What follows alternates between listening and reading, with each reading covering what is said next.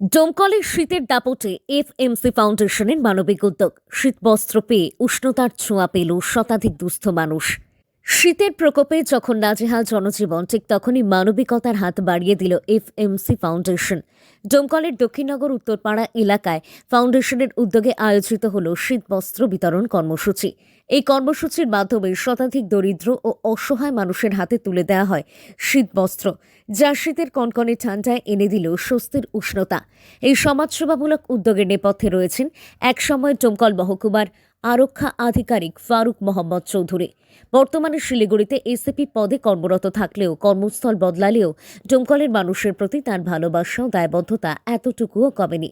সেই মানবিক টান ও সামাজিক দায়িত্ববোধ থেকেই এফএমসি ফাউন্ডেশনের মাধ্যমে শীতবস্ত্র বিতরণ কর্মসূচির পরিকল্পনাও বাস্তবায়ন করা হয়েছে বলে জানা যায়।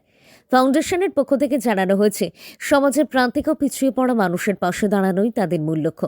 বছরের শুধু একটি দিন নয়, বরং বছরের ৩৬৫ দিন নানা সমাজসেবামূলক কর্মসূচির মাধ্যমে মানুষের পাশে থাকার অঙ্গীকার নিয়েই কাজ করে চলেছে এফএমসি ফাউন্ডেশন। শীতবস্ত্র বিতরণ ছাড়াও পুজো ও ঈদ উপলক্ষে উপহার প্রদান, চক্ষু পরীক্ষা শিবির, রক্তদান শিবির, খাদ্য বিতরণ সহ একাধিক মানবিক কর্মসূচিতে বারবার মানুষের দুয়ারে দেখা গিয়েছে ফারুক মোহাম্মদ চৌধুরীকে। তার নেতৃত্বে পশ্চিমবঙ্গের বিভিন্ন প্রান্তে একই ধরনের সমাজসেবামূলক কর্মসূচি গ্রহণ করেছেন তার অনুগামীরা, যেখানে সম্পূর্ণ সহযোগিতায় পাশে থাকেন তিনি নিজেই।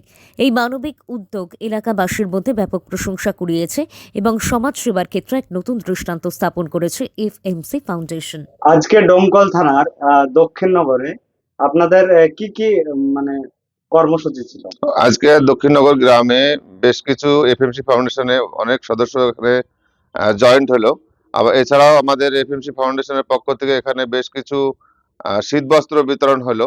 এইটা সম্পূর্ণ ফারুক মোহাম্মদ চৌধুরীকে দেখে বা ফারুক মোহাম্মদ চৌধুরীর কাজকর্ম দেখে মানুষ এগিয়ে আসছে এবং ছুটে আসছে। প্রতিনিয়ত এই কাজটা আমরা সবসময় করে থাকি। যেমন আমরা ডোমকল ব্লকেরই সাবাজপুর গ্রামে একখানা অসহায় মায়ের বাড়ি নির্মাণ করতে কাজ শুরু করে দিয়েছি।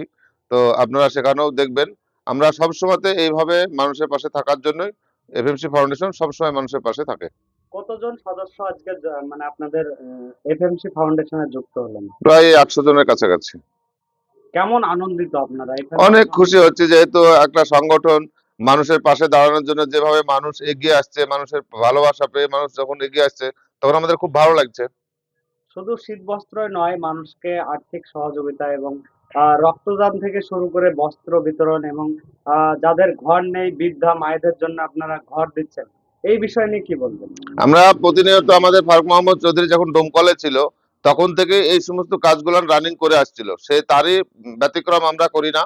আমরা যেহেতু স্যারের ফাউন্ডেশন খুলে তার নিজের নামে ফাউন্ডেশন খুলে কাজ করছি, তো আমরা এগুলো সবসময়তেই দেখতে থাকি যে আমরা কোনো অসহায় মায়ের যদি ঘর না থাকে আমরা করে দিই। চিকিৎসার যদি সমস্যা হয় সেখানে চিকিৎসার জন্য আমরা আর্থিক সহযোগিতা করি। এছাড়াও হার্টের পেশেন্ট যদি কিছু হয় তাদেরকে আমরা অপারেশনের বিনা পয়সা অপারেশন করে দিই। এই সমস্ত কাজগুলো এফএমসি ফাউন্ডেশনের পক্ষ থেকে আমরা করে আসছি। আগামী দিনের প্রকল্প কি আছে আপনাদের? আগামী দিন আমরা একটা বৃদ্ধাশ্রম, অনাথ আশ্রম, একটা হসপিটাল করতে চলেছি। খুব শিগগিরই আমরা এটা রানিং করতে পারবো বলে আশা রাখছি। আপনার নাম পরিচয়? আমি নমরুল ইসলাম, এফএমসি ফাউন্ডেশনের জেলা সম্পাদক।